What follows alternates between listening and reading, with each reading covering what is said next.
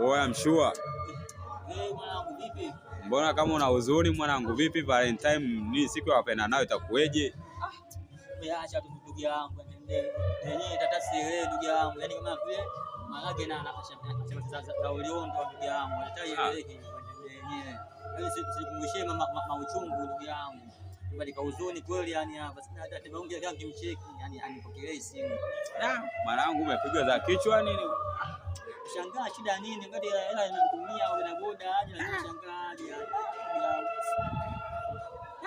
Yenyewe mwanangu imeshakuwa kwenye mkosi ndugu yangu. Acha defense leo ya.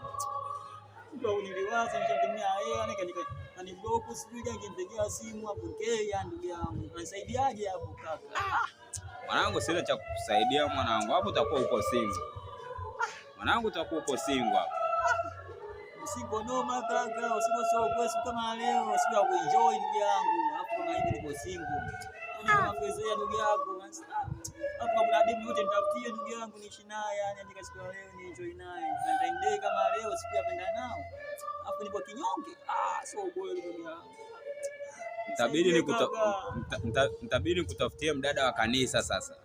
Sawa, utanisaidia ndugu yangu, nashukuru sana unisaidia.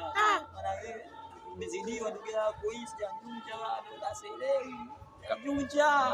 Kama mapenzi yako ni mandazi na maharage Loliondo, kaka unatia huruma. Kaka unatia huruma kaka.